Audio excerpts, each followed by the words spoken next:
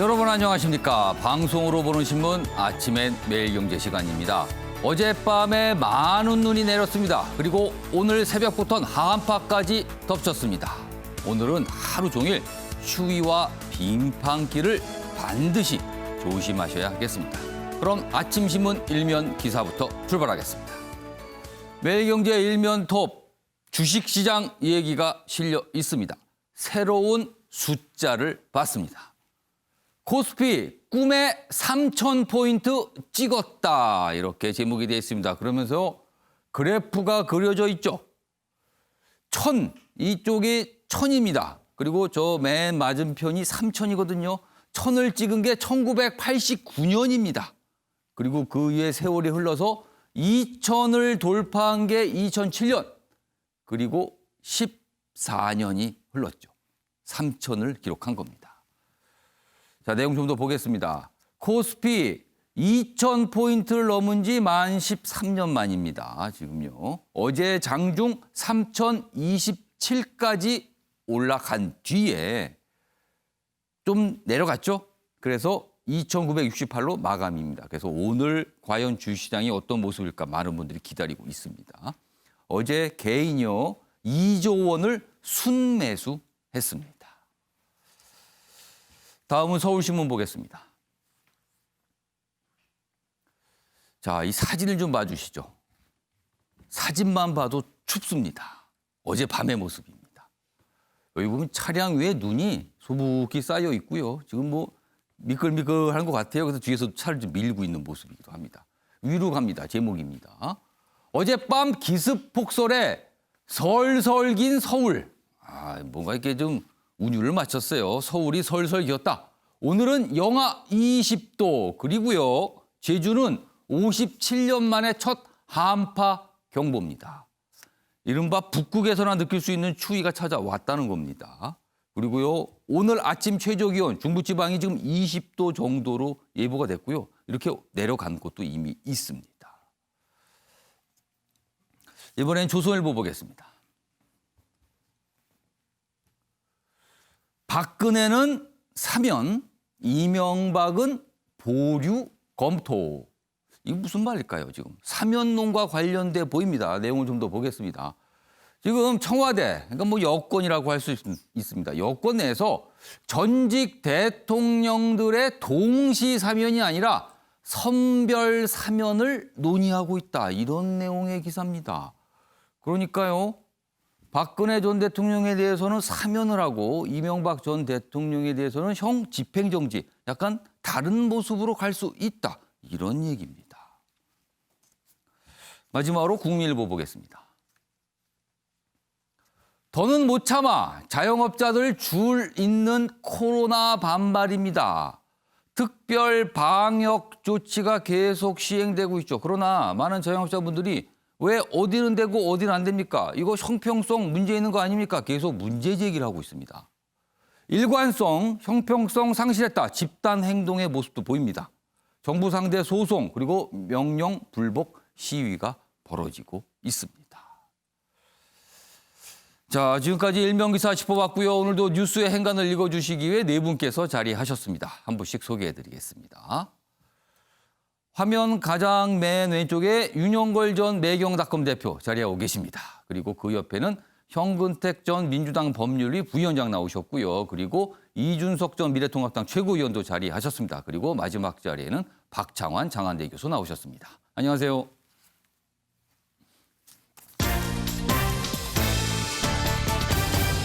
오늘 다룰 주요 이슈들을 네 가지 키워드로 정리했습니다. 아침을 여는 키워드입니다. 오늘 다룰 이슈들 한눈에 볼 수 있습니다.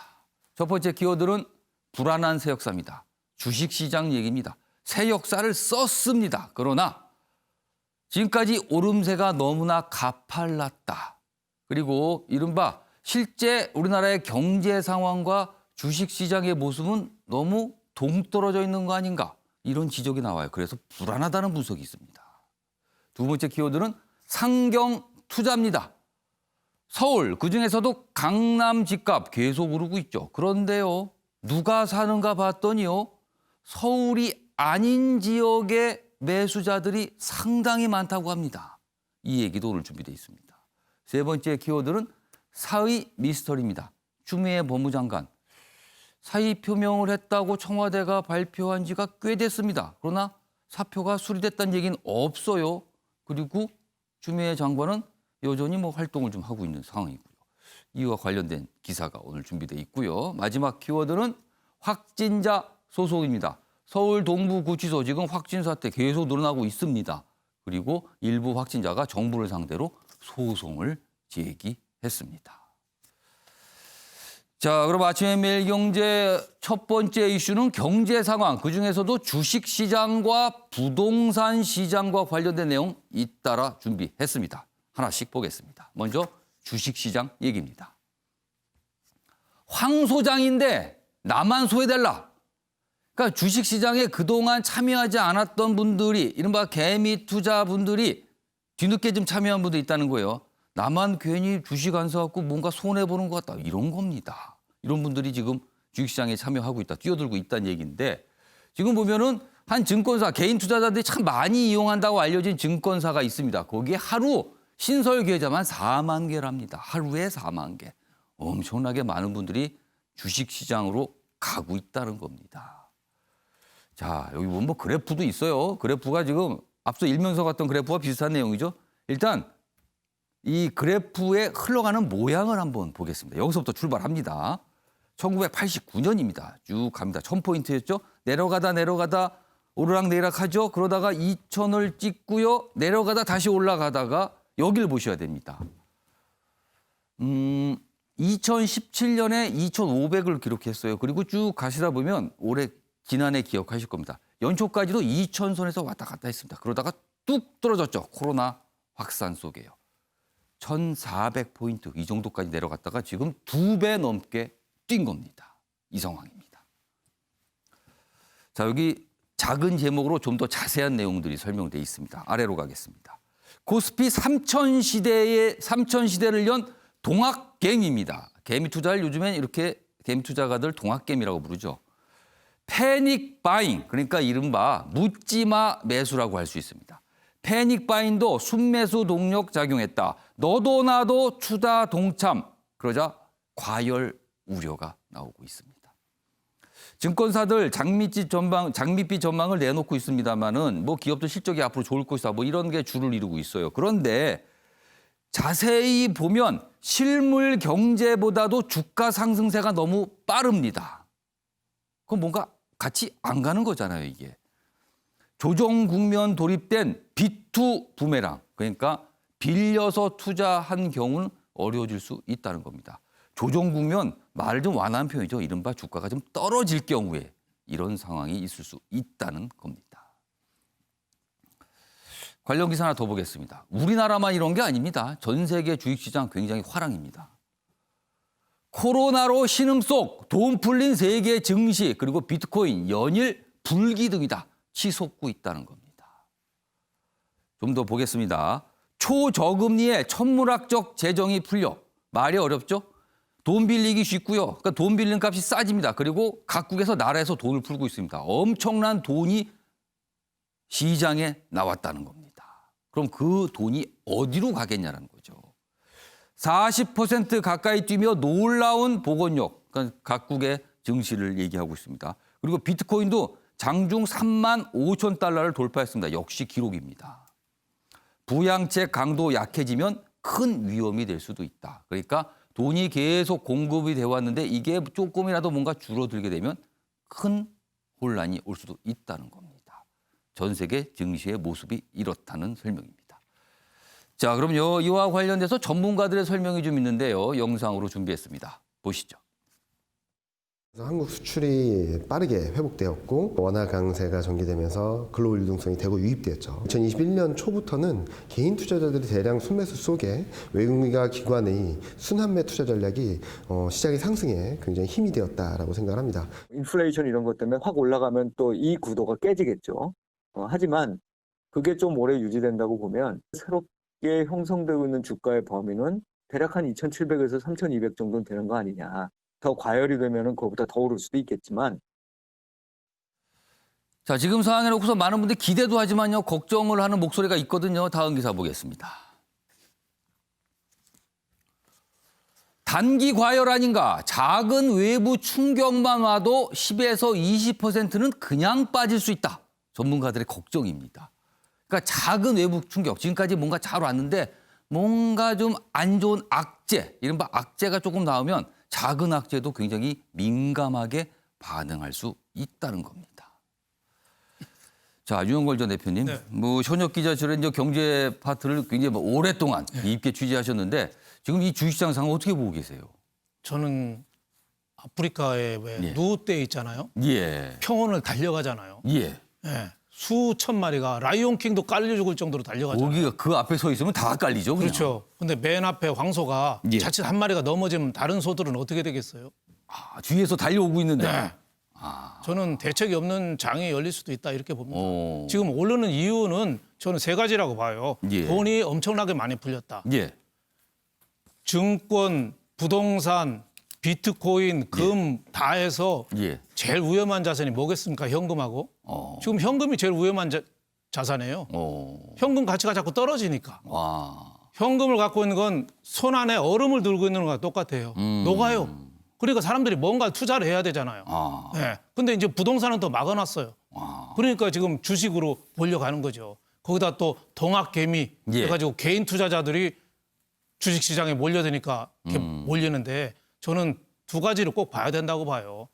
이 유동성 장세, 돈의 힘으로 끌려가는데 예. 백신, 코로나19 이후에 돈이 계속 각국 정부가 풀자는 우리도 많이 풀고 예. 그리고 우리도 4차까지 푼다는 얘기 나오는데 이거 언제까지 풀 건가? 아. 언젠가 유동성 회수해야 되고 금리 올려야 되잖아요. 예. 그럼 주식시장은 반드시 조정받을 수밖에 없습니다. 아. 또 하나는 주식시장에 가려면은 실적하고 주식하고 같이 가야 됩니다. 예. 앙드레 코스톨란이라고 헝가리의 유명한 투자자 있잖아요. 예. 돈 뜨겁게 사랑하고 차갑게 다루라 책 쓴 사람. 유명한 투자자가 주식시장은 그 산책하는 개하고 주인하고 똑같다. 어. 그러니까 강아지가 주인 앞에도 가고 뒤에도 가고 하지만 집에 들어올 때는 같이 들어온다고 이거죠. 결국에는 같이 오지만 같이 갈 때 보면 앞에도 가고 뒤에도 가고 왔다 갔다 하잖아요. 그렇죠. 주식 시장하고 실적하고 같이 가야 된다 이거죠. 결국은 지금은 실적은 안 가고 주식시장만 달려가잖아요. 예. 이게 오래 갈 수는 없다는 거죠. 아. 그래서 저는 이럴 때 좀 냉정하게 생각해야 된다. 케네디 아버지가 유명한 주식 투자자인데 자기 구두 닦는 사람이 구두 닦기가 예. 주식시장 어떤 종목이 좋아요 하니까 얼른 팔았다는 거 아니에요. 모든 사람이 다 관심 많고 옛날에도 그랬어요. 저도 증권부장할 때 주식시장 1000포인트 넘고 할 때 예. 시골에 트랙터 타고 증권사 지점장 가고 예. 아주머니들이 애 없고 객장 오면은 이거 파장판이다. 아. 그래서 저는 앞으로는 더 가긴 간다고 봐요. 예. 더 가요. 지금 돈 금방 회수는 안 하지만 그래도 정말 조심해야 될 거를 봐야 된다. 그래서 전문가들 말을 특히 조심해야 된다. 예. 전문가들 항상 좋을 때 좋다고만 얘기합니다. 좋을 때 좋은 건 다 알잖아요. 3천 넘었으면 지금 4천, 5천 간다고 전문가들 얘기해요. 결국은 내 책임이라. 그래서 전문가들 말을 믿지 마라. 또 하나는 빚투자. 지금 개인 가계부채가 예. 1941조거든요. 예. GDP 대비 세계 최고 수준이에요. 빚 들어가면 큰일 난다. 장기 투자로 해야 된다. 장기 예. 투자로. 빚 외에는 저는 시세가 3천 넘어도 더 오를 수도 있다고 봐요. 예. 그래서 자기가 좋아하는 종목 뭐 IT나 BT나 바이오나 했으면 지금 사도 괜찮다고 봐요. 하지만은 5년, 10년 기다릴 자신 있으면 사고 아니면은 지금 언제 얼음이 꺼질지 몰라요. 그래서 항상 조심해야 된다. 이런 말씀을 좀 드리고 싶습니다. 네. 유영걸 전 대표님도 과거에 그런 취재 경험 이런 거 그다음에 여러 가지 현상을 오랫동안 보셨기 때문에 좀 자세히 설명을 해 주셨는데 강하게 좀 말씀하셨어요. 전문가들 얘기했지만 그만큼 주식 투자는 투자자 개인의 판단과 책임이라는 부분 이거 굉장히 중요합니다. 그래서 빚을 져서 투자하는 부분 너무나도 조심스럽고 신중해야 된다. 이런 말씀을 좀 강조해 주셨습니다. 한마디로 말하면 불안한 새역사 맞습니다. 새역사긴 한데 좀 불안하다. 이런 겁니다. 자, 이번에는요. 부동산 시장 얘기 좀 해보겠습니다.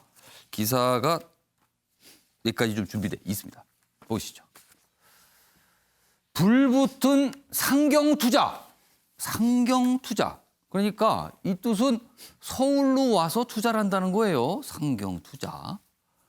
작년 강남 3구 아파트를 산 4명 가운데 1명은 외지인이다. 그러니까 서울뿐이 아니라는 거죠. 아, 서울 밖에서, 수도권 밖에서 이렇게 맞다고 봐야 되는 겁니다. 좀 더 보겠습니다. 지난해 1월부터 11월까지 뭔가 집계를 해봤습니다. 이 강남 3구에 집을 산 분들 따져보니까 외지인이 25.6%라고 합니다. 그러면 4분의 1이네요. 2006년 통계 작성 이래 최고 비율을 기록했다. 서울 전역이 한 22%, 그러면은 역시 역대 최고를 기록했다는 거죠. 강남 3구뿐만 아니라 서울 다른 곳도 역시 높다는 거예요. 집값 안 잡히자 외지인 매입 가세한 거 아니냐, 이렇게 분석을 하고 있습니다. 이 얘기 좀 해보겠습니다. 이중석 전 최고위원. 일단 강남 3구 아파트 외지니까 이게 서울뿐이 아닌 분들이 와서 이렇게 많이 샀다는 거잖아요. 그럼 이거 무슨 의미입니까, 이건 그러면은? 실제로 투자 상품으로서의 주택을 본다고 하면은 가장 주택 가격 상승률이 높고 수요가 높았다고 지난 1년 동안 언급되었던 곳이 강남이기 때문에 결국 투자 목적의 수요도 상당히 들어온 것이 아니냐. 그럼 정부에서 지금 강남집 사지 말라고 그렇게 많은 정책이 나온 거잖아요. 정부가 사지 말라는 게 바로 사라는 지역이다 이렇게 하는 말이 있을 정도로 그러니까 사실 정부의 규제라는 것이 가는 지역들은 집값 상승이 높았던 지역들입니다. 그렇기 때문에 오히려 일각에서는 정부가 계속 이제 주택 거래 제한을 두는 지역들을 발표하는 것 자체가 시그널이 될 수 있다. 일반 매수자들에게 저쪽이 많이 오르고 있다는 시그널이 될 수 있기 때문에 그런 부분은 상당히 신중해야 된다 이런 지적을 하고 있는 것인데 사실 저런 통계뿐만 아니라 가장 무서운 것은 어제 이제 실거래로 서울 노원구 중계동에 있는 주택이 한 채가 15억 7천만 원에 거래된 것이 또 이제 인구의 회자가 됐거든요. 그런 것처럼 지금 강남 3구뿐만 아니라 전역으로 어쨌든 매수세가 이어지고 있는 것에 대해서 좀 강남 이외 다른 서울 지역까지 지금 굉장히 많이 매수세가 있고 가격이 오르고 있다는 거네요, 지금. 그러니까 그 글에 이제 댓글들이 뭐였냐면 노원구가 15억이면 다른 곳도 상승 이력이 더 있겠네라는 얘기가 달릴 정도였거든요. 전 그렇다고 한다면은 시장에 아까 이제 윤영결 대표님 말씀하셨지만은 유동 자금이 많이 풀려 있는 상황 속에서는 이렇게 자꾸 이제 지목이 되는 것들 자체가 투기 수요를 유발할 수 있다 이런 생각도 합니다.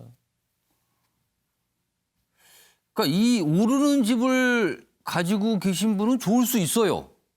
그런데요, 그 집을 그 동네로 사는 이유가 있어서 그 집을 생각했던 분들은 허탈할 수도 있고요. 그리고 나중에 결국에는 세금 부담이 굉장히 커질 수도 있고 여러 가지 좀 문제를 야기할 수 있는 현상입니다, 지금요.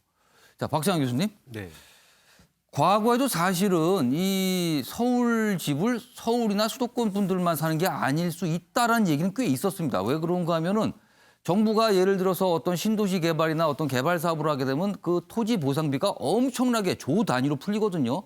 그게 지역에 꽤 많이 있었다. 그리고 그 돈들이 과연 어디로 가겠느냐 이런 얘기가 있었거든요. 그럼 이게 어느 정도 확인되는 거 아닙니까, 지금요? 그렇죠.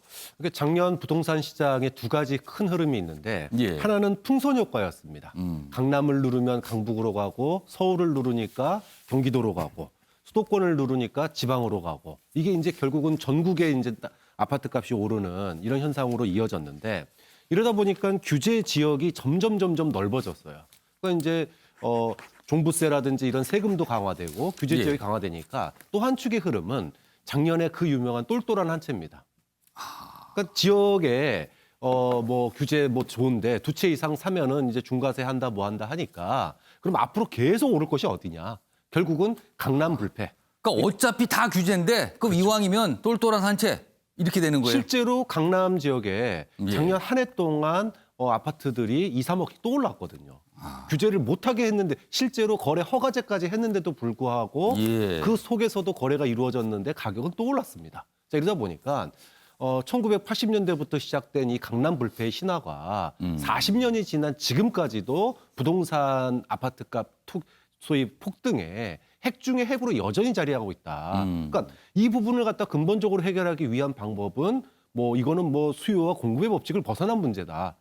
지금 대한민국의 소위 말하는 국토 균형 발전 이런 근본적인 문제로서 이건 접근해야 될 문제지. 이게 뭐 공급 조금 늘려준다고 외곽에 아파트 더 짓는다고 해서 잡힐 문제가 아니라는 게 지금 이 강남 불패의 또 다른 특징이 작년 부동산 시장에서 나타났다고. 그럼 지금까지 사실 정부가 규제를 많이 했잖아요, 집을 잡기 위해서. 근데 그게 안 사실상 시장에서는 안 통했다고 판단한 그렇죠. 겁니다. 다시 또 강남인 거예요. 그렇다면 지금 해가 바뀌면서 이제 이번에는 공급 정책을 좀 활발하겠다고 계속 예고를 하고 있잖아요. 그럼 그거 역시도 효과가 그다지 없을 수 있다 이런 말씀이신가요? 그렇죠. 풍선 효과처럼 예. 강남이 오르면은 또 옆으로 못 사는 그 금액만큼 강북도 오르고 수도권 오르고 지방 오르고 그게 또 다시 또 강남으로 오고 이런 악순환의 고리들이 결국은 이어질 수밖에 없는 게 그 중심에 강남이 있다라는 게 또 한 번 입증된 겁니다.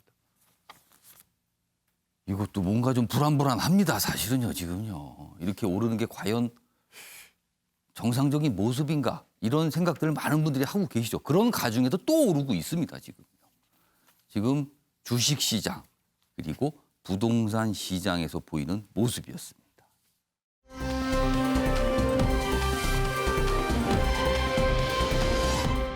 자, 이번에는 다음 주제로 좀 가보겠습니다. 어제 경찰청장이 국민을 향해 사과를 했죠. 그 내용입니다. 먼저 사진부터 좀 보겠습니다. 이쪽으로 가겠습니다. 김창룡 경찰청장입니다. 어제 오후죠. 경찰청사에서 이른바 정인이 사건 관련해서 사과를 했습니다. 사과한 거는 경찰이 잘못했습니다. 이런 뜻이 되잖아요. 뭔가 놓쳤습니다. 이거에 대한 사과입니다. 이런 모습이 카메라에 잡혔습니다. 기사 내용 보겠습니다.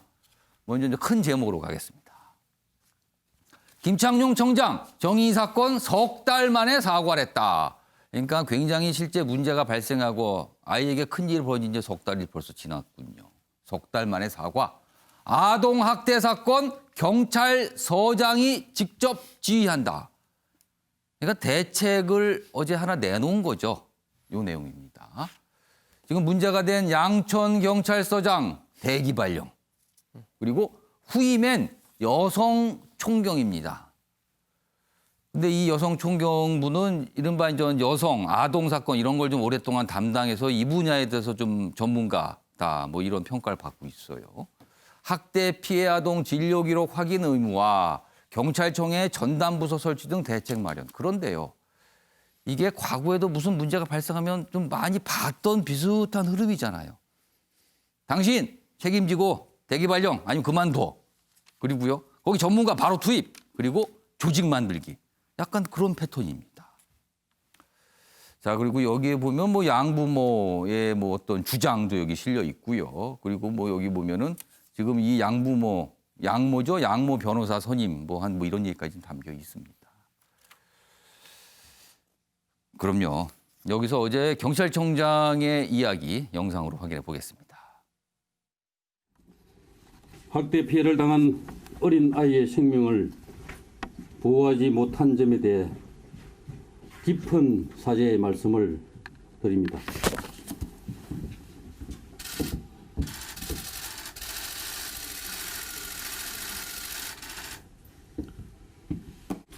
초동 대응과 수사 과정에서의 미흡했던 부분들에 대해서도 경찰의 최고 책임자로서 깊은 책임감을 느낍니다. 이번 사건에 대한 지휘책을 물어 오늘자로 현 서울 양천 경찰서장을 대기 발령 조치하였고 후임으로 여성 청소년 분야에 정통한 서울경찰청 총경을 발령하였습니다.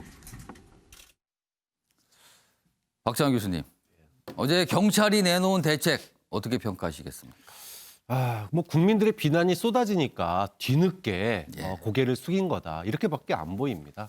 사실 이 담당자들, 그러니까 아동보호 전담 이 담당자들 현장에 있는 담당자들이 적극 개입하고 싶어도 이 아동학대에 대해서 개입을 할 경우에 그 상대방 양부모로부터 뭐 민형사상의 소송을 당하기 그렇죠. 때문에 그런 현실적인 어려움이 있다고 그렇죠. 해요. 그래서 적극적으로 못하는 면이 있어요. 그다음에 또 하나는 명확한 학대의 증거가 없으면은 강제로 그 부모와 분리할 수 없는 그런 예. 제도적인 허점도 있습니다. 그러면 담당자들이 그런 제도적인 허점이 있으면 이걸 갖다가 개선하기 위해서 적극적으로 제도 개선의 요구를 갖다가 경찰이 해야 되는 거죠.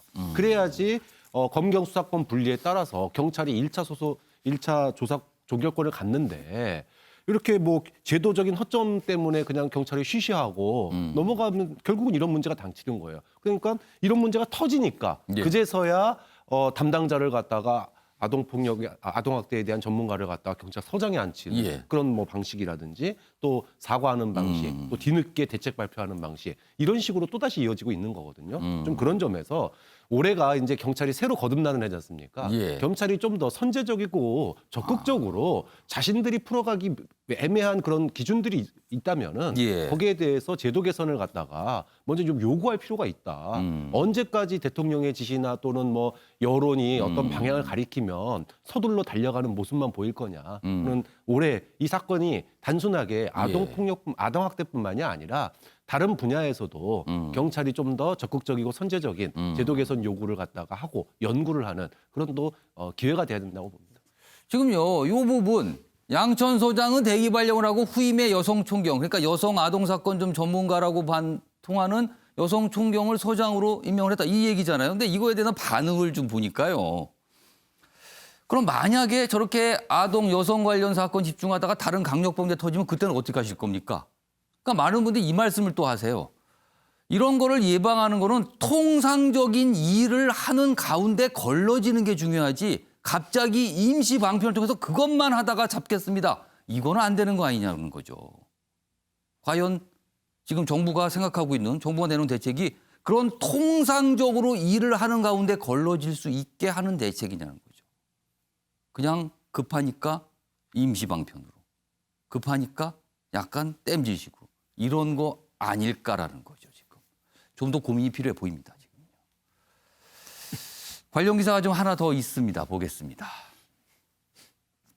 양모 때렸지만 상습 학대 치사는 아니다. 대부분 혐의를 부인하고 있다고 합니다. 지금 국민일보가 이제 취재를 통해서 이런 내용을 좀 소개하고 있어요.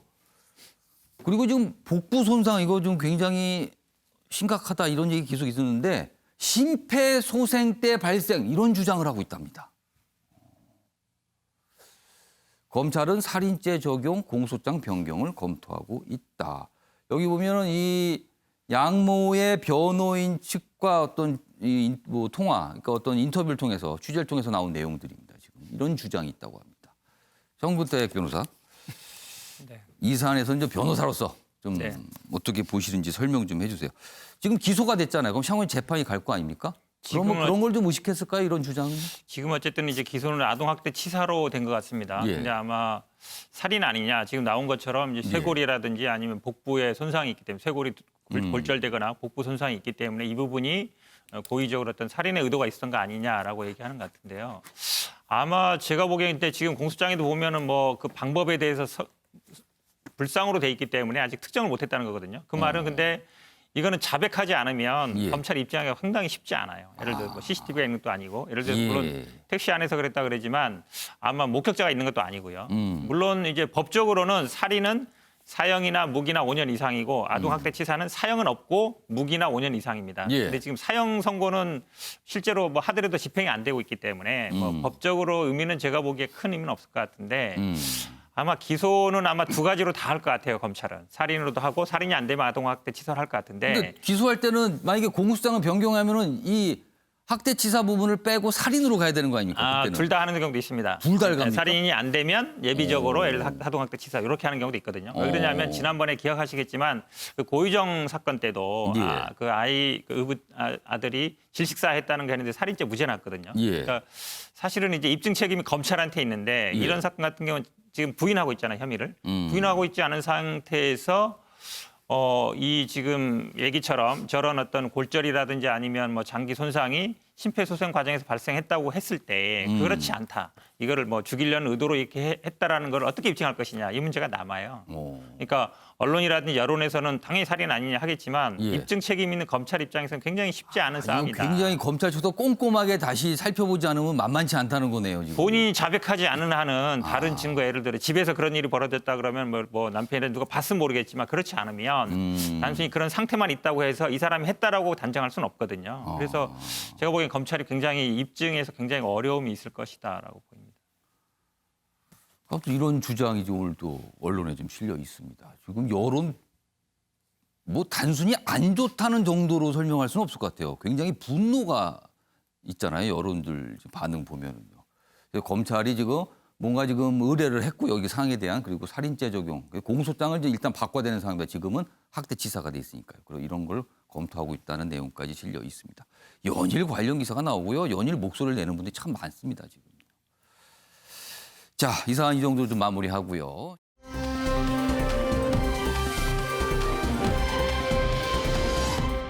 정치권 이야기를 좀 넘어가 보겠습니다. 자, 지금 시각이 오전 8시 30분을 빠르게 지나고 있습니다. 여러분께서는 아침엔 매일경제를 보고 계십니다. 자, 다음 내용입니다. 추미애 법무장관과 관련된 내용이에요. 앞서서 키워드 때도 소개해드렸는데 사이 미스터리 뭐 이런 내용들이 오늘 보도가 되고 있습니다. 첫 번째 기사입니다. 추미애 장관 사이 미스터리. 청와대 발표는 자의 아닌 타의인가? 물음표가 찍혀 있습니다. 그러니까 청와대가 추미애 장관이 사의를 표명했습니다. 이런 브리핑을 했거든요. 그런데 이게 자의가 아니라 타의다. 사의는 원래 스스로 그만두겠다 얘기했다는 뜻 아닙니까? 문재인 대통령 추미애 장관에게 춘추관에 들러라. 이 뜻은 춘추관에게 서서 언론에 얘기를 해라. 뭐 이런 뜻이 되겠는데요. 그런데 추 장관은 면담 직후, 문 대통령 면담 직후 그대로 나왔다. 그러니까 뭔가 춘추관 쪽으로 안 가서 뭐 스스로 본인의 입으로 얘기 안 했다는 거잖아요. 법조계는 사실상 경질당한 것 이런 분석을 내놓고 있습니다. 지금 이 기사는 뭐 취재를 통해서 여러 가지 이렇게 전언을 좀 담고 있고요. 그리고 분석을 한 겁니다. 그래서 이 부분이 정확하게 맞는지는 아직 모르겠어요. 아마 이거는 추미애 장관이 좀 더 설명을 할 수도 있을 것 같습니다. 관련 기사는 더 있습니다. 보시죠. 사의 표명 추미애 실제로는 경질당했다. 역시 같은 취지의 기사입니다. 지난달 16일 윤석열 징계 제가받는 날 청와대에서는 과연 어떤 상황이었는가 이걸 좀 설명하고 있습니다. 여기 보면 뭐 아까 중앙일보도 그렇고 조선일보도 그렇고 취재를 통해서 이렇게 뭐 파악됐다 이렇게 하면서 기사를 전개하고 있습니다. 내용 보겠습니다. 정치권 법조계에서 경질설이 확산되고 있다.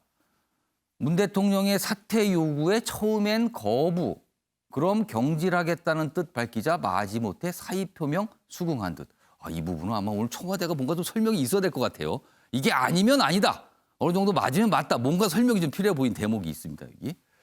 그리고 추 장관 사의별 발표 안 하고 청와대를 떠났다. 그러니까 아까 춘추관 얘기와 또 이게 연결이 되는 내용이 여기도 담겨 있습니다. 자, 그럼요.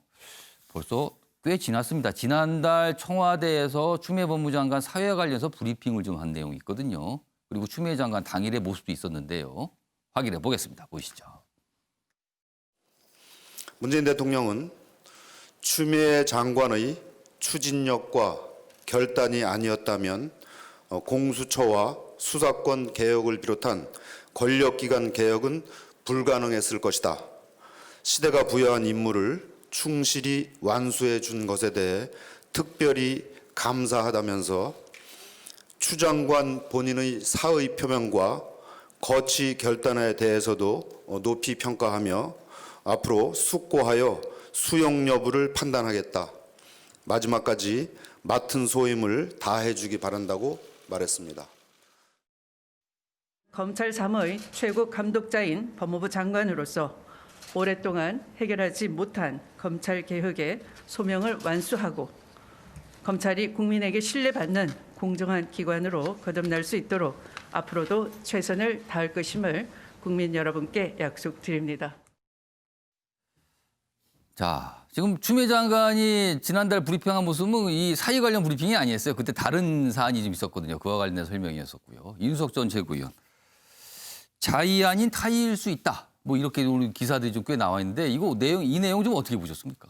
저는 뭐 이건 확인이 될 리가 좀 없는 부분이다. 물론 언론 같은 경우에는 취재원을 바탕으로 해서 사실 보도를 했겠지만은 청와대에서 이 사실을 그대로 확인해 줄 것인가에 대해서 저는 추 장관이 물러나는 것은 어쨌든 기정사실화됐다 보는 상황 속에서 청와대가 어쨌든 자기 지지층도 고려했을 때 지금까지 어쨌든 자신들이 맡겼던 역할을 수행하느라 고생을 많이 치르고 또 그리고 개인적으로 내상도 입은 추미애 장관에게 마지막 정치적인 내상까지 입히겠느냐라는 생각을 합니다. 그러니까 오늘 아마 이 기사 관련해서 청와대가 질문을 받을 거예요. 그럼 뭔가 설명할 텐데 똑부러진 설명이 나오기 어렵다는 거네요. 청와대는 이미 사의 표명을 했다고 이제 그 발표를 했기 때문에 그 발표를 언론 보도 때문에 뒤집는 것도 말이 안 됩니다. 그렇기 때문에 당연히 부인할 걸로 이렇게 예상되는데 저는 어쨌든 추미애 장관의 거취가 빨리 이제 해결이 되지 않는 것에 대해 가지고는 지적들이 많은 것이 물론 인사청문회가 진행되고 있지만은 과거에 조국 장관 같은 경우에도 저희가 기억나겠지만은 조국 장관이 사퇴한 다음에 그 당시 법무부 차관이었던 김호수 차관 대행 체제로 그렇죠. 이제 대행 체제로 바로 가죠. 굴러갔었거든요. 근데 지금 같은 경우에는 물론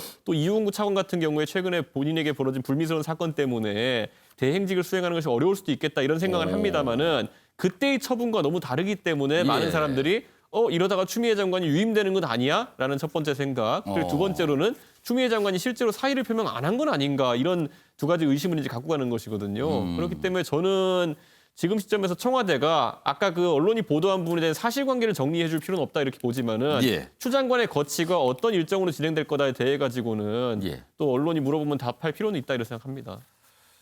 자, 현근택 전 부위원장은 좌이냐 다이냐 아니면 스스로 물러난 거냐 경질이냐 뭐 이런 보도 내용입니다 지금요. 그리고 춘추관에 가서 직접 브리핑을 하라는 요청이 있었는데 본인이 안 하고 그냥 갔다 뭐 이런 내용까지 담겨 있습니다. 이거 어떻게 보셨어요? 기사라는 건 결국은 이제 팩트 체크가 중요한 거잖아요. 예. 근데 이제 두 기사를 보면 뭐 법조계 관계자, 그다음에 뭐 정치권 이렇게 얘기했거든요. 조금 더 얘기하면 예를 들어서 뭐 여당의 뭐 핵심 관계자 이러면 우리가 대충 알잖아요. 원내대표나 아니면 뭐 당대표 주변에 있는 인사라든지 아니면 뭐 청와대 관계자가 아니라 저에게 법조계 관계자라고 나왔다는 게 약간 저는 추측성 기자일 수 있다고 봐요. 왜냐하면 사실 팩트가 중요한데 누구를 취재원으로 하느냐 중요한데 정치권. 그러니까 이 사안 자체가 아마 취재원을 밝히기는 어려운 기사일 거예요. 근데 뭔가 전원 같아요. 이렇게 들은 얘기. 그렇죠. 들은 얘기. 그러면 들은 얘기라면 간접적인으로 들은 얘기 뭐 이런 거 같기도 그렇죠. 합니다. 누군가에서 통해 들었다는 얘기인데 뭐 신빙성이 얼마나 있는지 이런 기사를 쓴다 그러면 그래도 조금 구체적으로 써야 되는데 전에 들었다는 얘기잖아요. 한마디로 얘기하면. 저는 뭐 저거를 확인할 수 있는 사람은 문재인 대통령하고 추미애 장관 두 사람밖에 없을 텐데 두 사람 다 아까 지금 이준석 최고 얘기처럼 뭐 확인할 것 같지는 않고요. 아마 청와대 입장에서도 본인이 예를 들어서 취재해서 청와대 측 관계자가 얘기했다든지 그런 모르겠지만 법조계 관계자 하면 한 법률가가 2만 명, 3만 명 더 되거든요. 누군지. 정치권 그럼 정치 관련된 사람이 뭐 여의도뿐만 아니라 뭐 주변 언론에도 보면 수천 명이 되는데 확인이 불가능한 그러니까 팩트 체크 자체가 불가능한 기사로 보입니다. 제가. 청와대가 오늘 분명히 이거 질문을 받을 거예요. 기자들이 이거 질문을 하죠. 그러면 이거 맞습니까라고 확인 요청을 할 거란 말입니다. 그러면 청와대가 뭔가 설명을 할까요? 제가 보기엔 청와대에서도 이거 구체적으로 설명하지 않을 가능성이 높다고 봅니다. 예를 들어 청와대 관계자가 얘기를 했다면 모르겠지만 어디에도 보면 청와대 관계자 얘기 없거든요. 그럼 그건 우리한테 물을 얘기가 아니다라고 답변할 가능성이 더 높은 것 같습니다. 그렇다면 뭐 그냥 이렇게 남겠네요. 그냥 기사는 또. 윤영걸 전 대표께서는 어떻게 보셨어요? 이 상황. 뭐 기사가 얘기가 회자되고 있다. 전원이 확산되고 있다. 소스가 좀 불분명하긴 하죠. 하지만 추미애 장관 사표 낸다는 얘기 나올 때부터 조소문이 있었거든요. 그래서 저는 상당히 근거가 있는 얘기다. 그리고 추미애 장관의 스타일이 정치권에서 별명이 언컨트롤러블 추잖아요. 통제 불가능한 추미애 장관. 추다르크가 아니었어요? 추다르크가 아니라 언컨트롤러블. 누구도 통제를 대통령도 통제 못한다고 소문이 나 있었잖아요. 과거 그 야당 상임위원장 할 때 그때 새누리당 쪽하고 손잡고 노동법인가요? 그거 개정하고 또 노무현 대통령 탄핵 때 또 앞장서고 하는 거 통제가 안 된다는 거죠. 그래서 추미애 장관이 그동안에 윤석열 검찰총장하고 수많은 갈등을 일으키면서 문재인 대통령은 이거 중도층까지 흔들린다. 지지도가 많이 떨어진다 해서 손절매를 하고 싶었죠. 그런데 추미애 장관은 무슨 손절매냐. 나는 농공행상회에서 저 공신 대접을 받아야 된다. 내가 이 친문 지지자들을 반석 위에 세운 사람 아니냐. 본인은 그래서 더 많은 요구를 했는데 아마 대통령은 중도층을 위해서 이거 자꾸 지지율 떨어지니까 이제 그만 좀 둬줬으면 좋겠다. 추미애 장관이 그 자리에서 마지막 뭐 받아들이긴 했지만은 대통령이 춘추관 들려서 기자들한테 발표하고 가라는데도 그냥 갔잖아요. 그리고 저 말이 일리가 있는 게 4시간 전에는 검찰 개혁하겠다고 또 기자회견했어요. 그렇습니다. 다른 장관도 같이 뭐 브리핑도 하고 그랬어요. 그렇죠. 그리고 지금도 청와대에서 추미애 장관의 사표 냈냐 안 냈느냐 여기에 대해서 확인을 저 안 해주고 있어요. 그러니까 저 얘기가 상당히 근거가 있다. 그리고 추미애 장관 개인의 성향에 관한 문제가 아니라 저거는 저는 정권 재창출로 가는 길이냐 자칫하면 레임덕으로 빠지는 길이냐 저는 두 갈래 길에서 저 굉장히 중요한 사건이라고 봅니다. 왜냐하면 추미애 장관이 지금 서울시장 출마설까지 놔두고 있거든요. 그러면 서울시장 출마설 놔두면은 출마하면서 정치 쪽으로 얘기를 많이 할 거 아니에요. 예. 나는 문재인 대통령을 끝까지 지키겠다. 뭐 이런 식으로 하면은 더불어민주당 내에서는 공천을 받을 수는 있어도 아마 시장 본선에 가서는 좀 위험하다고 좀 보는 시각도 좀 많지 않겠어요? 그래서 저는 정권 재창출이냐 자칫하면은 추미애 장관의 내부 반란 비슷하게 항명 좀 저런 거로 해서 오히려 레임덕으로도 가속화되는 저는 그런 기로에 있는 거 아니냐 이런 생각이 좀 듭니다. 자, 지금 두 분께서 발언 기회 요청을 하셨는데 먼저 박상현 교수님 1분 드리겠습니다. 말씀하시죠. 저는 조선일보와 중앙일보의 이 추장관 관련 이 두 기사만 보면은요. 예. 과연 이게 언론인지 찌라시인지 구분이 안 됩니다. 그러니까 보도 내용에 대해서 이 보도 자체에 대해서 약간 문제 제기를 하시는 거군요. 어떠한 팩트도 없어요. 오로지 소문과 추측입니다. 그러니까 전원 위주로 좀 돼 있긴 합니다. 소문과 지금. 추측의 기사를 가지고 그걸 가지고 확대 재생산하는 이걸 갖다가 우리는 찌라시 언론이라고 하잖아요. 그건 전형적으로 지금 언론이 정치하고 있다. 여권의 상처를 갖다가 소금을 뿌리고 사이를 벌려서 여권 내부에 어떻게 보면은 분열을 갖다가 주장하는 전형적인 저거는 뭐 기사라고도 볼 수 없는 내용 아닌가. 좀 그런 점에서 예. 저런 기사는 좀 자제돼야 된다고 봅니다. 박상현 교수님께 지금 굉장히 좀 무리한 기사다 이런 평가를 해주신 거예요 지금. 자, 이준석 전 최고위원 1분 드릴게요. 제가 아까 윤 대표님 말씀하신 약간 부연하자면은 추 장관도 정치적으로 상당히 성공한 커리어를 계속 걸어온 분이거든요. 다선 의원에다 당 대표에다가 그다음에 법무부 장관까지 하면서 쉬어본 적이 없는 그런 캐릭터입니다. 근데 저도 이번 총선에서 우리 당에서 다선 의원 하시다 낙선하신 분들 아니면 불출마하신 분들 많이 보면은 쉬는 것에 대해 가지고 준비가 안 돼 있는 분들이 있어요. 그렇기 예. 때문에 계속 이제 다음 진로를 모색하는 과정에서 무리수를 두기도 하고 이렇게 하거든요.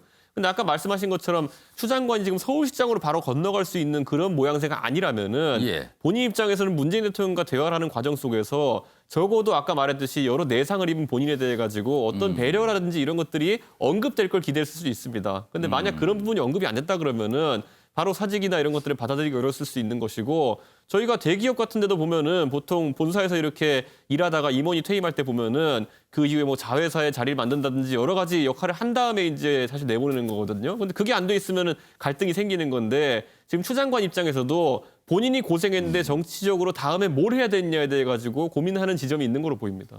정구택 네, 전 간단하게 부위원장도 발언 기회 요청하셨어요. 예. 뭐 기자 개인을 얘기하는 건 좀 그런데요. 저 기사를 쓴 분이 지난번 기억하시겠지만 아마 추미애 장관 뭐 딸 그 가게 방문해서 뭐 법무부 장관 멘토를 시켜줬다. 요 기사를 냈던 분으로 알고 있어요. 그래서 아마 중재위도 가고 이제 재판도 진행 중이고 제가 대행하고 있는데, 예. 그러니까 물론 뭐 한 개인을 특정하는 건 아닙니다만 저는 저 기사 자체도 약간 문제의 소지가 있다고 보입니다. 약간 좀 무리하다. 역시 무리한 내용을 이게 다루고 뭐 있는 거 중재위를 아니냐는 갈지 어떨지는 지적이네요. 뭐 추미애 장관이 판단하겠지만 저 기자가 계속 그런 기사를 썼어요. 저희들에게도 문제 제기도 했고 재판도 진행 중인데 물론 이제 뭐 근거를 어떻게 제시할지 모르겠어요. 이게 문제가 된다 그러면. 근데 결국은 취재를 했으면 그에 대한 기사라든지 근거 제시는 기자가 해야 되는 거거든요. 취재원을 명확히 발 필요가 있다. 그러니까 지금 제가 보기에 기사 자체는 취재원이 분명하지 않아요. 그냥 전해 들었다는 건데 그럼 누구한테 전해 들었느냐.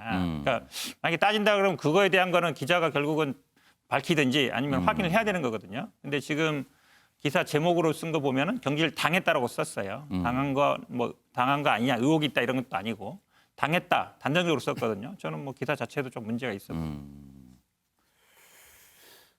아무튼 이게 질문이 나올 거예요. 청와대가 이게 과연 여기 포함된 내용들이 맞는 내용인지 아니면 아닌지 이거 청와대가 어떤 설명이 좀 있었으면 좋겠습니다. 이거에 대한 설명을요. 한번 오늘 좀 눈길을 좀 잡는 기사가 두 군데 좀 나와서 소개해드렸습니다. 지금 패널분들이 다양한 의견, 다양한 각도에서 좀 의견을 좀 주셨습니다.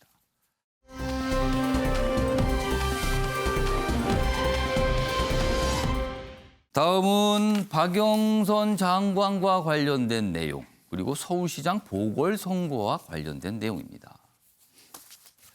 여당 서울시장 보선 남인순 리스크다. 박영선 구원투수 등판에 당 구할까. 그러니까 이 기사는 지금 보선 관련해서는 뭔가 지금 여당이 조금 위기에 처해 있다. 이런 전제를 좀 깔고 있습니다. 분석으로. 여기 보면 남인순, 박원순 피소 유출 관련해서 애매한 해명 논란이다 이렇게 돼 있고요. 여당 지도부는 아무런 입장 없이 전전긍긍이다. 박영선 서울시장 출마 가능성 열어놨다. 뭐 이런 취지의 얘기를 좀 했습니다. 관련 기사 하나 더 있습니다. 침묵 깬 박영선 서울시장 출마 열어놔 이렇게 돼 있어요. 여당 상황 안 좋아서 생각이 변했다. 개각 시기 맞춰 결단할 듯하다 이렇게 돼 있습니다. 최근에 지지율상으로 보면은 여권 주자 가운데는 2위를 차지하고 있는 지지율 조사 결과도 나오고 있긴 합니다. 이런 내용입니다. 자, 그럼요. 이와 관련해서 박 장관이 한 얘기가 있고요. 그리고 남인순 의원 관련해서 국민의힘에서 또 낸 목소리가 있는데요. 영상으로 준비했습니다. 보시죠. 그거는 아직은 확실하게 결정되지는 않았습니다. 이제 그동안 저의 생각의 변화가 있었다면 저는 중기부 장관으로서의 이러한 그 책임감에 더 무게를 두고 있었는데 지금 상황이 좀 안 좋아졌기 때문에 제가 출마 가능성을 열어놓고 있는 것, 이것이 제 생각의 변화라면 변화다, 이렇게 설명드릴 수 있겠습니다. 위안부 할머니를 팔아온 윤미향 의원이나 여성을 팔아온 남인순 의원이나 그 나물의 그 밥입니다. 이에 국민의힘 여성 의원 일동은 남인순 의원이 즉각 의원직을 사퇴하고 피해자 앞에 석고대죄하기를 촉구합니다. 자, 박찬환 교수님. 박영선 장관, 서울시장 출마하기 위해서 일단 장관직을 그만둬야 됩니다. 그런데 장관입니다. 이거는 임명권자가 대통령이거든요.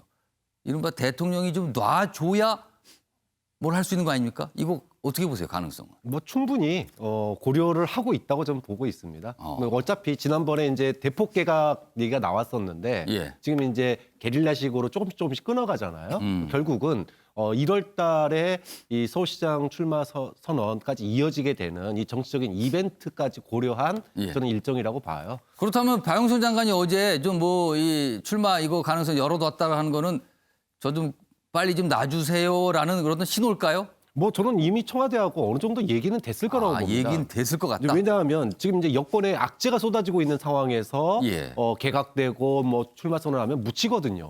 그러니까는 타이밍 조절을 하고 있고 그게 지금 뭐 1월 뭐 18일이다 19일이다 D-Day 얘기까지 나오고 있습니다. 그럼 이 정도 얘기가 나오는 상황에서 뭐 개각 대상에 안 포함시킨다 또는 사의 표명 안 한다 이게 이상한 거죠. 그런 그건 또 더 이상하다. 어느 정도 조율은 돼 있는 상태다 이렇게 보는 시각이 맞는 것 같습니다. 자, 윤영걸 대표님 어떻게 보세요? 지금 여야가 저 국민의힘은 시장으로 말하면 돗대기 시장이거든요. 후보자가 한 10명이 나왔어요. 너무 많다, 그렇죠. 사람이. 여당이 원래 돗대기 시장이 돼야 되는데 여당은 지금 정막강산이에요. 후보 출마 선언한 사람은 우상호 의원 1명밖에 없습니다. 왜 그렇겠습니까?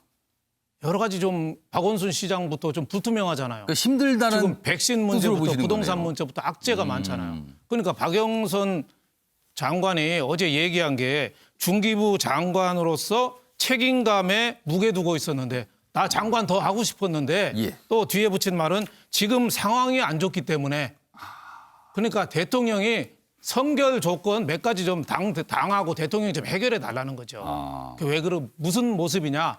추대의 모습. 물론 경선을 하더라도 추대의 모습을 좀 갖춰달라. 당 힘드니까. 그렇죠. 그 중에서도 제가 알기로는 제일 핵심 문제는 추미애 장관 좀 출마 안 하게 좀 막아달라. 그런 뜻도 담겨 있다고 보시는 저는 그렇게 거예요? 봐요. 네, 지금 추미애 장관이 지난번에 총리도 품을 꿨다는 얘기가 있고 물론 뭐 확인된 건 아니지만 지금도 서울시장 준비한다는 얘기가 여의도에 파다하거든요. 그래서 같이 나오면은 판이 좀 친문 지지자들은 추미애 장관한테 많이 갈 거 아닙니까? 추미애 장관 더 하게 해달라고 하는 청원이 40만이 넘잖아요. 그러니까 잘못하면 이전 투구가 되니까 청와대와 더불어민주당에 대해서 얘기하는 게 사전에 판점 좀 정리 좀 해달라. 그러면 내가 어렵지만 잔다르크처럼 추다르크가 아니라 박다르크가 돼서 내가 싸우겠다. 저는 그런 선언으로 받아들여졌습니다. 이준석 전 최고위원. 그러니까 저희가 이제 아시아경제에서 2일부터 3일까지 윈지 컨설팅에 의뢰해가지고 한 조사 결과를 이제 각종 언론들이 보도를 했는데요. 거기 보면은 박영선 장관이 출마했을 때 나경원 의원과는 0.3%포인트 차이로 접전을 벌이고요. 안철수 대표나 오세훈 시장 등과는 5%, 10% 가까운 격차로 이제 상당히 벌어진 결과를 내보냈거든요. 지금 저희가 얘기한 어떤 이제 차출론이라고 하는 것은 다른 사람이 나가면 지는데 이 사람이 나가면은 이길 수 있을 것 같다 했을 때 가장 불붙습니다. 가가지고 막 의원들이 읍소도 하고 그럽니다. 제발 당을 위해 나가주십시오 이렇게 하거든요. 근데 다른 사람이 나가도 지고 나도 나가도 지는 상황이면은 그럴 사람 아무도 없습니다. 오히려 새로운 신선한 인물을 찾아가지고 당에서 이제 인재 영입을 하거든요. 그렇기 때문에 박영선 장관이 지금 가지고 있는 고민은 뭐냐면은 이렇게 출마할 수 있다는 가능성을 계속 내비쳐가지고 결국엔 출마를 결심해야 되는 시점까지 여론조사 지지율로 아까 제가 언급했던 어쨌든 야권 통합 후보로서 안철수 대표나 아니면 또 국민의힘 대표 후보로서 오세훈 시장 정도가 가지는 그런 대표성을 생각했을 때 그 인물들과 비등하거나 상회하는 여론조사 수치가 나와야지만이 밖에서 본인을 땡기려는 힘도 있을 것이고 본인이 출마할 명분도 생기는 것이거든요. 그런데 그 임계점에 도달하지 않았기 때문에 지금 이제 계속 이제 사실 표현이 적절한지 모르겠어서 군부를 피우고 있는 것이고 또 이제 그저께 나경원 의원이 출연해가지고 화제가 됐던 예능 방송이 있습니다. 그런데 그 방송에 박영선 장관도 지금 출연이 예정돼 있거든요. 다음번에 뭐 나온다고 얘기가 그렇죠. 됐습니다. 그러니까 그런 걸 보면서 본인은 아마 그 이후의 시점, 그러니까 출마 선언 시점까지 여론조사상에서 아까 말했던 2명의 유력 후보들과 경쟁할 수 있는 정도 수준이 돼야 된다는 생각을 하고 있을 겁니다. 그러니까 어제는 이런 얘기가 있었고요. 당 상황까지 뭐 곁들여져서 뭐 다양한 분석이 나왔어요. 그리고 네 분께서 이 박영선 장관의 요 가능성을 열어둔 발언, 요거에 대한 해석을 좀 다양한 각도에서 해 주셨습니다.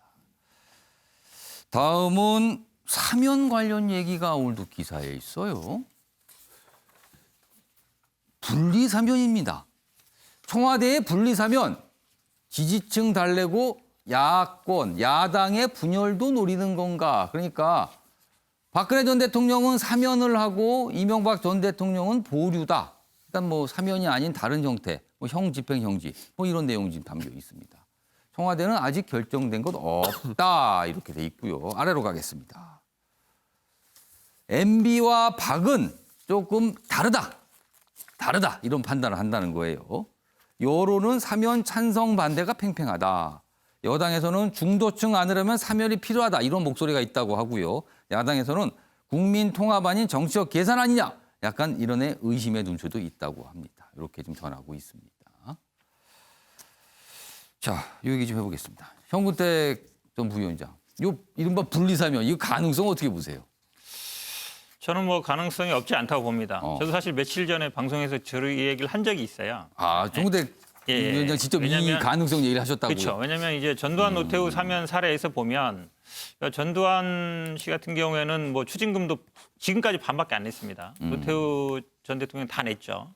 5.18에 대해서 사과도 안 하고요. 그러니까 그게 어쨌든 반면 교사가 될 것 같아요. 약간 똑같이 해야 되느냐 이 면에서. 물론 이제 지금 언론에 나온 것처럼 죄도 다르죠. 개인 비리와 아니면 약간 국가 권력을 이용한 것이냐. 개인적으로 착복한 게 아니잖아요. 그다음에 실제로 지금 구치소에 있는 기간도 다릅니다. 왜냐하면 이명박 전 대통령 같은 경우에는 뭐 보석이라든지 형집행정 나오면서 지금 몇 개월 뭐 1년 조금 더 되는 기간인가요? 그 기간을 봐야 되는데 그렇게 오래 살지 않았거든요. 그다음에 이 좀 언론에 대한 반응도 중요하다고 보는데요. 바로 이제 사면 얘기가 나왔을 때 이명박 전 대통령 측근이라는 사람들이 나와가지고 정치 보복이다 이 얘기를 많이 했어요. 그래서 사과와 어쨌든 진정성의 얘기가 있는데 박근혜 전 대통령 측에서는 물론 뭐 뚜렷하게 입장은 안 밝히고 있으면은 침묵을 하는 것 같은데요. 그런 면도 저는 좀 작용을 한다 보면 굳이 꼭 같이 가야 될 필요가 있느냐. 좀 다르게 본다 그러면 일단은 형이 확정되는 걸 봐야 되겠지만 그리고 지금 이명박 전 대통령 같은 경우에는 구치소에 있지도 않습니다. 병원에 있거든요. 그러니까 형집행정지 가능성이 남아 있는 것이죠. 지난번에 아마 신청했는데 기각됐지만 이거는 이제 또 법무부에서 판단하는 거라서 사면은 대통령이 하는 것이고요. 그럼 여러 가지 꼭 두 전직 대통령이 같이 갈 필요는 없다. 저도 뭐 개인적으로 분리 가능성도 없지 않다고. 이런 분리를 하게 된다면 여기 이 내용이 있습니다. 이른바 여당의 강성 지지층이 달래질까? 당성 지지층도 이 정도는 받아들일 수 있을까? 이 부분은 가능성 어떻게 보세요?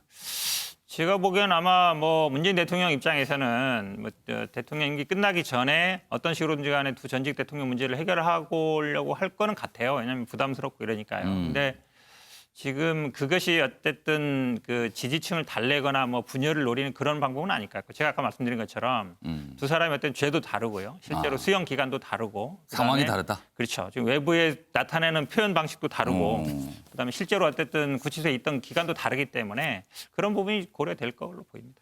윤영걸 전 대표께서는 이 가능성 어떻게 좀 보세요? 저는 뭐 상당히 높지 않느냐. 저는 사면을 하느냐 안 하느냐 지금 논란이 있잖아요. 저는 사면 반드시 한다고 봅니다.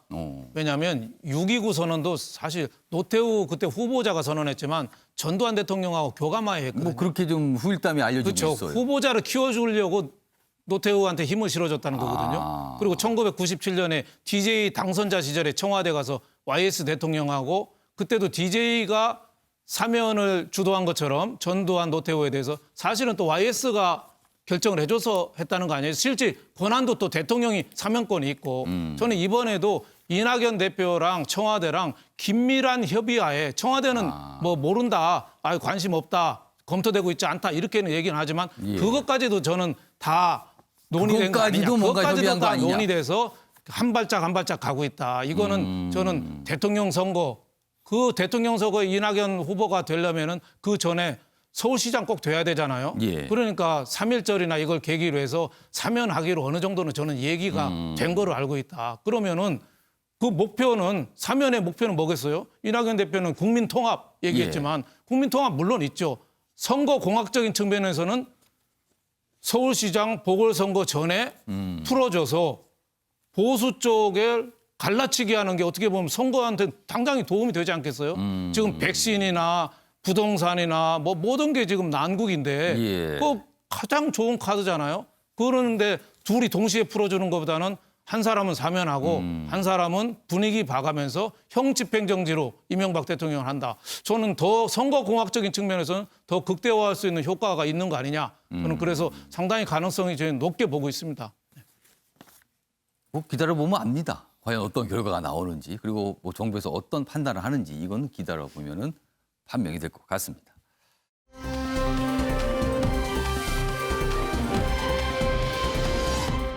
다음은 코로나 관련 상황을 좀 짚어보겠습니다. 서울 동부구치소 관련 내용입니다. 정부 1인당 1,000만 원 배상하라. 동부구치소 확진자들 소송을 냈습니다. 4명입니다. 그러니까 확진이 됐죠. 뭐 이런 소송도 발생을 한 거예요. 그리고 확진자는 계속 늘어서 총 1,100명을 훌쩍 넘었습니다. 지금 이런 상황입니다. 다음 기사 하나 더 보겠습니다. 역시 동부구치소 관련된 내용입니다. 마스크 사줄 돈 없다더니 뒤늦게 마스크 매일 지급. 이게 뭐 교정시설 방역 대책. 이건 정부가 이렇게 좀 결정을 한 거죠. 근데 이제 여기에 방점은 이제 와서 뭐 예산 얘기하더니 뒤늦게 이렇게 된 겁니다. 발생 초기부터 대표적인 위험시설로 꼽혔다. 확진자 쏟아진 이후 대응에 나섰다. 합동대응단도 열흘 지나 구성했다. 뭔가 좀 뒷북이다. 이렇게 지적을 좀 하고 있습니다. 역시 소송을 나섰다는 내용 같이 실려 있습니다. 자, 그럼 이와 관련된 영상이 있습니다. 확인해 보겠습니다. 서울 동부구치소에서의 집단 확산 원인 규명 등을 위해 중수본, 방대본 등으로 구성된 정부 합동대응단의 역학조사가 진행 중에 있습니다. 집단 감염 예방을 위해 수용자에게 매일 한 매의 마스크를 지급하고 직원에 대해서 주 1회 신속 항원 검사를 실시하여 코로나19의 유입을 차단할 것입니다. 자, 현근택 변호사, 확진자들 소송 제기를 했습니다. 이 소송 이거 어떻게 전개될 것 같습니까? 뭐 솔직하게 말씀드리면 쉽지 않은 소송이에요. 왜 그러냐면 이제 적절하냐 안 하냐가 아니라 이제 위법하냐 아니냐 문제이기 때문에 이제 국가배상 청구하려면 요건이 굉장히 까다롭습니다. 이제 고의 과실이 있어야 되고 위법해야 되고 법령 위반해야 되고 고의나 또는 좀 과실이 있어야 된다. 그렇죠. 직무 관련성은 당연히 있을 걸로 보이는데 그 다음에 뭐 손해가 발생해야 되고요. 거기에 인과관계가 있어야 되는데 결국은 뭘 어떤 행위를 하지 않았다는 거거든요. 어떤 행위를 했을 때 그게 뭐 위법하냐 아니냐는 따지는 거 쉬운데 어떤 행위를 하지 않았을 때 그 행위를 해야 될 의무가 있다. 지금 이제 문제 삼는 게 2개인데 마스크 지급하지 않았다는 것과 그다음에 확진자들과 분리 수용하지 않았다는 것 2가지 정도. 뭐 그런 대처를 안 했다는 문제죠. 그렇죠, 그렇죠. 근데 뭘 해야 될 의무를 법에 딱 규정해 놨으면 모르겠는데 그런 게 아닌 경우에는 쉽지 않다. 그다음에 손해도 과연 어떤 손해냐. 우리나라 손해는 굉장히 어찌 보면 1,000만 원 청구하는 거 보면 약간 시범 소송인 것 같아요. 위자료 청구한 것 같습니다. 근데 예를 들어서 뭐 병에 걸려서 치료를 했으면 본인이 돈을 들었으면 모르겠지만 아마 국가에서 치료를 해줄 거예요. 그러면 우리나라에서는 그 손해는 없다고 봅니다. 그러니까 이 모든 것들을 소송을 제기하는 원고가 다 입증을 해야 돼요. 그래서 국가배상 청구에서 인용률이 그렇게 높지 않습니다. 실제로는. 그래서 어쨌든 제가 보기에는 어떤 돈을 받거나 승소의 가능성보다는 이 문제를 환기하는 취지 그런 취지에서의 소송일 가능성이 높다. 사실은 동부구치소 여기 이 수용자분들하고 절반 정도가 지금 확정이 된 거예요. 지금. 그러니까 굉장히 인원이 많으니까 이게 큰 파장을 일으키는 가운데 소송 얘기가 나오니까 좀 주목을 받고 있는 거예요. 그러니까 아마 소송한 분도 그 변호인도 보니까 아마 원래 그 형사사건 변호를 하다가 그 사람들이 양성 확진이 되니까 아마 이렇게 손해배상 청구를 한 것 같습니다. 그래서 아마 이게 우리나라 이 손해배상 제도, 특히 국가배상 제도에 어찌 보면 약간 문제점인데요. 실제로 입증을 다 해야 되고 또 입증을 해도 손해액이 크지 않고 이런 부분들이 있어서 제가 보기에 뭐 소송의 승산 가능성은 제가 보기에 그렇게 높지는 않다라고 보입니다. 그러나 뭔가 이렇게 환기시키는 역할은 분명히 좀 있다라는 거네요. 뭐 아무튼 이것도 주목을 좀 끈 기사였습니다. 다음 내용 좀 보겠습니다. 정부의 방역 정치에 대해서 강한 불만들을 많은 분들이 지금 표시하고 계세요. 정부 지금 헬스장, 헬스 관장님들께서 굉장히 지금 뭐라 그럴까 이의제기를 강하게 했잖아요. 헬스장 등 방역 조치 보완한다. 약간 정부가 뭔가 움직였죠. 한 발 물러섰지만 진퇴양난이다. 왜 그런가 하면요. 여기입니다. 헬스장 불복 사태에 진화 나서자 다른 곳들도 그럽니다. 뭐 예를 들어 스크린 골프장 우리도 풀어달라. 우리는 왜 안 되냐. 자영업자들 방역 지침 반발이 잇따라 발생하고 있다는 겁니다. 정부 기준이 모호하고 일관성이 없다. 처음부터 현장 목소리를 좀 꼼꼼하게 반영했어야 되는 거 아닙니까? 이런 지적이 나오고 있습니다. 다음 기사가 더 있습니다. 이해 못할 방역 수칙. 그러니까 뭐 이런 모습이 있대요. 복싱은 되고 킥복싱은 안 되고. 이거는 어떻게 된 겁니까? 그럼 이게. 그러니까 대표적인 사례로 이렇게 뽑혔습니다. 아래로 갑니다. 태권도, 검도 정상 영업하는데 합기도, 해동검도는 영업 중단.